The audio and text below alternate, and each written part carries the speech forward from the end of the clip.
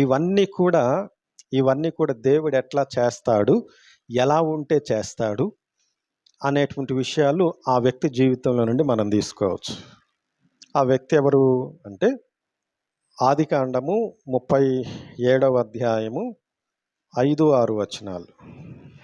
యోసేపు ఒక కల కని తన సహోదరులతో అది తెలియజెప్పగా వారు అతని మీద మరి పగపట్టిరి. అతడు వారిని చూచి, నేను కనిన ఈ కలను మీరు దయచేసి వినుడి.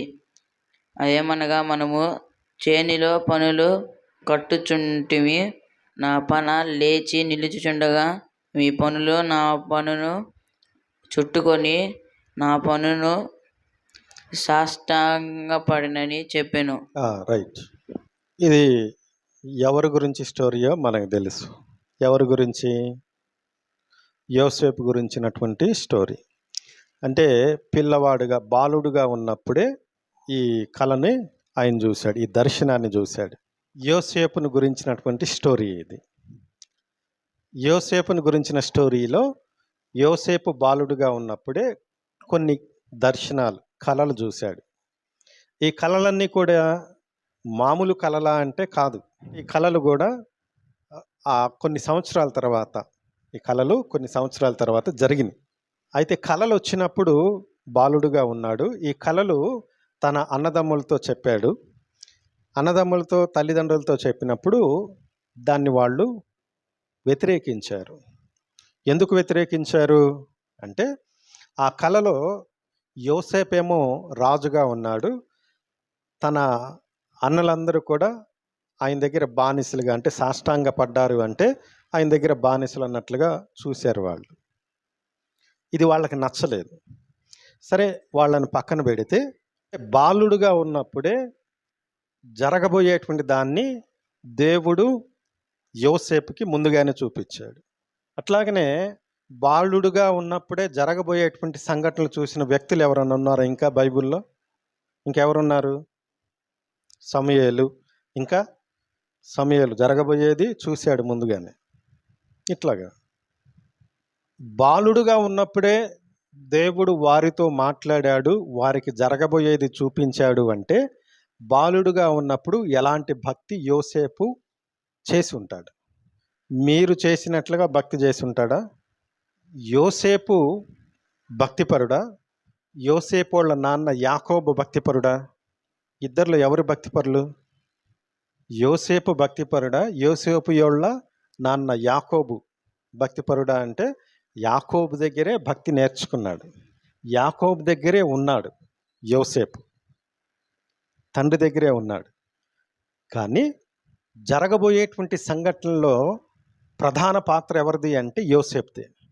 ఆ కళ చూపించాడు కదా, ఆ కళలో ప్రధాన పాత్ర ఎవరు అంటే యోసేపే. మరి యాకోబుది పాత్ర కాదు. యాకోబు పాత్ర ఏంటి అంటే యోసేపుకి భక్తి నేర్పించటం. భక్తి అంత నేర్పించాడు కాబట్టి యోసేపు కూడా భక్తి నేర్చుకున్నాడు. యోసేపు కూడా భక్తిపరుడు అయ్యాడు కాబట్టి జరగబోయేటువంటి సంఘటన దేవుడు ముందుగానే చూపించాడు. ఆ కళలో యోసేపు ఏమవుతాడని చూపించాడు? రాజు అవుతాడని. అంటే యోసేపు గురించి యోసేపుకి ముందుగానే చూపించాడు, నువ్వు రాజు అవుతావు అని. ఎప్పుడు చూపించాడు? బాలుడుగా ఉన్నప్పుడే చూపించాడు. దేవుడు అతన్ని ఎన్నుకున్నాడు. అతన్ని ఎన్నుకొని అతనికి జరగబోయేది, తన కుటుంబానికి కూడా జరగబోయేది ముందుగానే చూపించాడు. ఇప్పుడు మీరేమడిగారు? ఏమని ప్రార్థన చేశారు? 10వ తరగతి పాస్ అవ్వాలని. నువ్వు పాస్ అవుతావా లేదా అని ఎట్లా చెప్తున్నావు? దేవుడు ఏమైనా దర్శనం చూపించాడా? లేదు. నువ్వు బాగా ఏమైనా చదువుతావా? మరి ఎట్లా చెప్తున్నావు ఆ మాట? అంటే మనం కూడా ఏం చేయాలి అంటే యోసేపు లాగా మంచి భక్తి చెయ్యాలి. నిజంగా యోసేపులాగా మంచి భక్తి గనక చేస్తే నీకేం జరగబోతుందో అది దేవుడు ముందుగానే చూపిస్తాడు. హల్లెలూయా. అంటే యోసేపులాగా భక్తి చేస్తే వీడు 10వ తరగతి పాస్ అవుతాడా లేదా అనేది దేవుడు ముందుగానే చెప్తాడు. లేదా వాడు మంచిగా చదవడానికి అన్ని దారులు చూపిస్తాడు. ఎటు వెళ్ళాలి, ఎక్కడ చేరాలి, ఏ కాలేజీలో చేరాలి, ఏ స్కూల్లో చేరాలి, నువ్వు ఎట్లా చదవాలి, నువ్వు ఎట్లా ముందుకెళ్ళాలి, మంచి ఏంటి చెడు ఏంటి అనేటువంటి విషయాలు దేవుడు నీతో మాట్లాడతాడు, నీకు చూపిస్తాడు.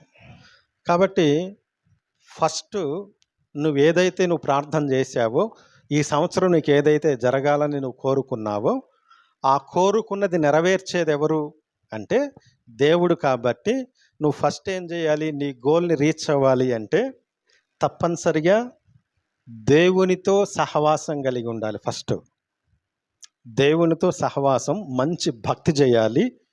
అప్పుడు ఏమవుతుంది అంటే నీకు ఏం జరగబోతుంది అనేటువంటిది దేవుడు యోసేపుకు చూపించినట్లుగా నీకు కూడా చూపిస్తాడు, లేకపోతే ఆ మార్గంలో నేను నడిపిస్తాడంతే. అంటే మనకేం కావాలి ఫస్ట్ అంటే దేవునితో సహవాసం, మంచి భక్తి చేయటం అనేటువంటిది కావాలి. ఫస్ట్ ఏం నేర్చుకున్నాం? మొదటిది దేవునితో సహవాసం, మంచి భక్తి చేయాలి.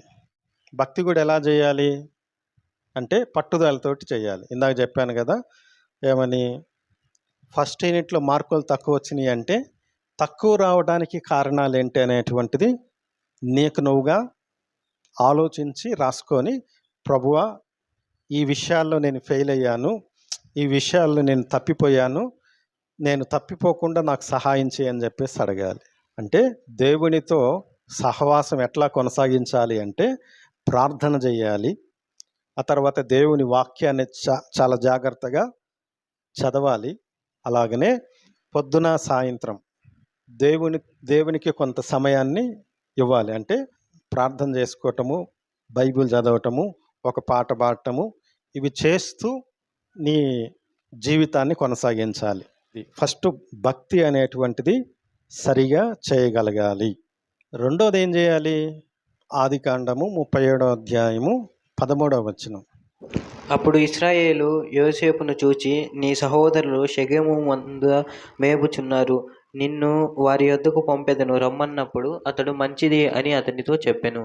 మొదటిదేమో దేవునికి ప్రాధాన్యత ఇవ్వటం అనేటువంటిది మనం చేయాలి.